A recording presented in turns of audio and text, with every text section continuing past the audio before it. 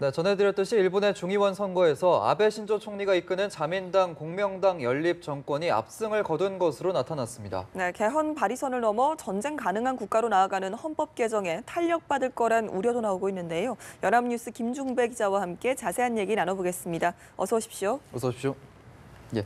자, 우선 선거 결과를 다시 한번 확인해 보도록 하죠. 네, 오늘 NHK에 따르면 오전 5시 20분 현재입니다.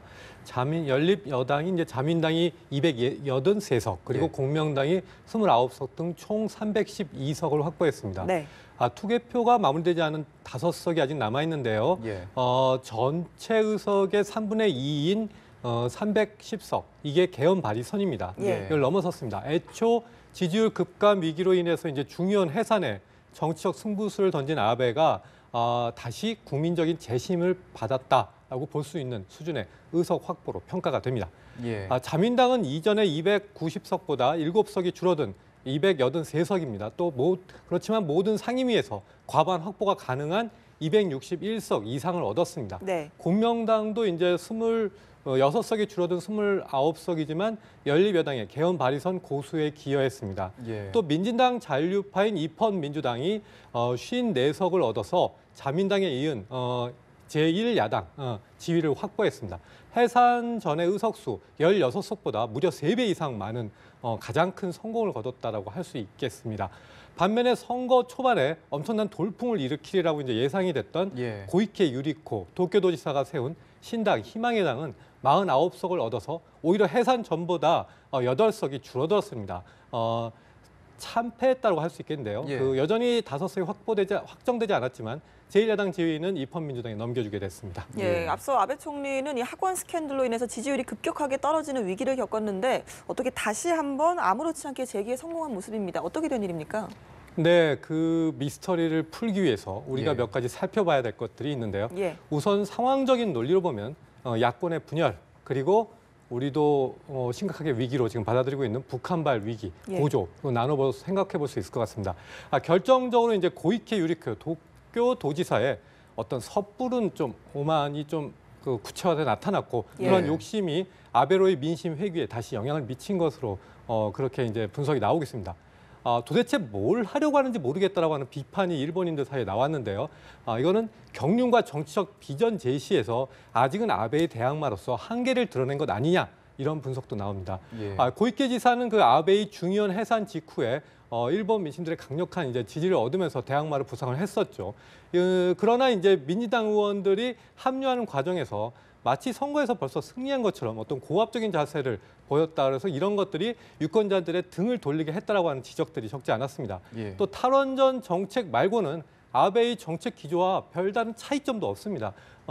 이번에 아베의 위기로 어떻게 보면 아주 돌연히 찾아오긴 했지만 어떻게 보면 그 고이케 지사에게는 유권자들에게 자신을 제대로 보여줄 수 있는 기회였습니다. 이런 역사적 기회에 도지사직을 유지하면서 좀 머뭇머뭇하는 모습을 보였다거나 또 이제 경쟁력 있는 후보들을 이렇게 영입하는데 전체적으로 한계를 보인 점, 이런 것들이 총체적으로 아베의 대항마로서의 준비 부족을 보여주는 한계로 지적이 됐습니다. 또 민진당 잔류파들이 만든 입헌민주당의 선전이 또 그 같은 유권자들의 실망에 따른 귀결로 이제 보입니다.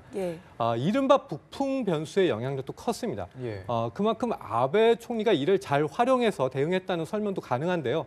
그 아베 총리는 북한이 쏜 탄도미사일이 일본 홋카이도 상공을 통과했었죠. 그런 것들이 일본인들의 많은 우려를 낳았었는데요. 또 저출산 고령화 문제 등을 포함해서 이 모든 것이 일본의 국난이다. 이런 국난에 대처하기 위해서는 자신이 다시 나서야 된다라고 하는 프레이밍을 내걸었습니다.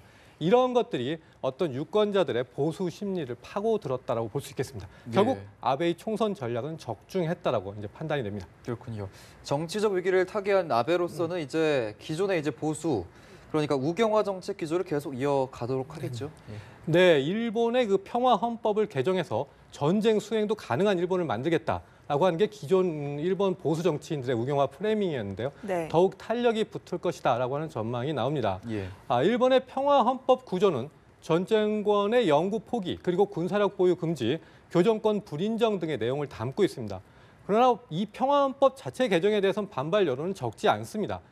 그래서 아베는 그동안에 이 가운데 일부 조항, 즉 9조 2항의 이제 전력 불보유 조항을 삭제해서 자위대를 전력화하려는 그런 행보를 보여왔습니다.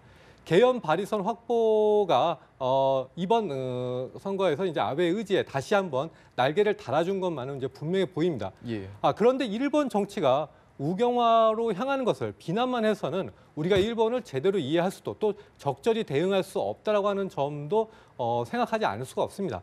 현실 정치인이 이제 마음에 들지 않는다고 비난만 해서는 개선점을 찾을 수 없다는 것과도 같은 얘기인데요. 예. 요약적으로 말씀드리면 일본의 유권자들도 아베로 수렴되는 일본 보수 정치의 부패상과 또 이제 어떤 독선적인 모습들에 대해서 상당한 염증을 느끼고 있는 점만은 분명해 보입니다. 예. 애초 보수적인 이념 전파를 위해서 이제 아베가 사학을 부당하게 지원했다는 내용인데요.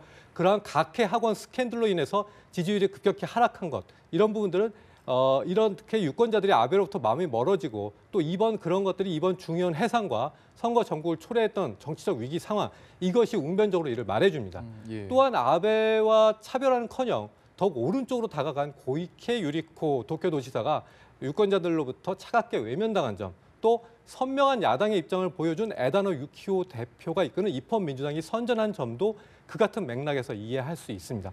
이러한 점들을 좀 더 입체적으로 또 깊숙이 바라봐야 깊이 있는 일본 사회에 대한 이해는 물론 미래지향적인 양국 관계를 만들어 나갈 수 있다고 생각이 됩니다. 예, 그렇다면 이번 아베 총리의 집권 연장이 이 앞으로의 한일 관계에는 어떤 영향을 미치겠습니까? 지금 위안부 문제라든지 상당히 좀 양국 관계가 꼬여 있지 않습니까? 예, 많이 꼬여 있는데요. 그러나 한마디로 별다른 영향이 없을 것 같습니다. 예. 예. 지난 2015년 말 위안부 합의를 한 당사자 정부가 그대로 이행이 되고 있죠. 그래서 공식적인 입장은 계속 이어갈 것으로 관측이 됩니다. 예. 아베 총리는 특별한 이변이 없는 한 2021년 9월까지 총리직을 유지할 것으로 관측이 되는데요. 예. 장기 집권의 기반을 다시 굳건히 한 만큼 좀 더 강력한 보수 우경화 기조 속에서 역사 문제에 대해서도 양보보다는 원칙론을 좀 더 강하게 고수할 것이란 관측에 힘이 실립니다. 예. 우리로서는 각종 외교 현안에 있어서 좀 더 호흡을 길게 가져가야 할 시기라는 진단도 나옵니다. 예, 우리로선 좀 답답한 측면도 있을 것 같은데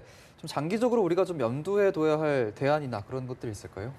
네, 전에 한일 수교 100주년을 맞아서 이제 양국 공영방송 KBS와 NHK가 합동으로 시민 의식 조사를 한 적이 있습니다. 예. 이때 한일 시민들에게 서로 떠오르는 양국 인물을 말해달라고 하는 문항이 있었는데요. 한국인들의 경우 도요토미 히데요시나 이토 히로부미 등 우리에게 직접적인 피해를 입혔던 일본 정치인들을 떠올렸어요. 반면에 일본인들은 배용준 등 한류 스타들을 먼저 떠올렸습니다. 예. 이것이 시사하는 바에 대해서 우리가 한번 생각해 볼 필요가 있을 것 같습니다. 예. 또 일본 하면 한결같이 우리에게 피해를 입힌 이웃이다. 또 시대착오적인 제국주의의 침략 야욕을 다시 현실화한다고 하는 우려와 의심이 앞서고 있는데요. 이런 것들이 이제 대승적이고 전향적인 양국 관계에 별 도움이 되지 않는다라고 하는 양국 전문가들의 지적도 적지 않습니다. 예. 어찌됐든 동북아에서 자유민주주의 체제를 굳건하게 발전시켜온 가까운 소중한 이웃임은 분명해 보입니다.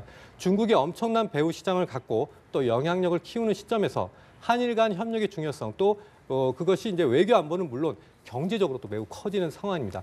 차이점보다는 공통점 그리고 단점보다는 장점을 먼저 보는 노력이 필요할 때라고 이제 양국 관계 전문가들이 입을 모으고 있습니다. 네, 일본 중의원 선거에서 아베 신조 총리가 이끄는 자민당과 공명당의 연립 정권이 압승을 거둔 것으로 나타났습니다. 이 아베 정권의 집권 연장이 현실화된 가운데 우리와의 관계는 어떤 영향을 끼칠지 좀 더 지켜봐야 할 것 같습니다. 지금까지 연합뉴스의 김중배 기자였습니다. 오늘 말씀 고맙습니다. 고맙습니다.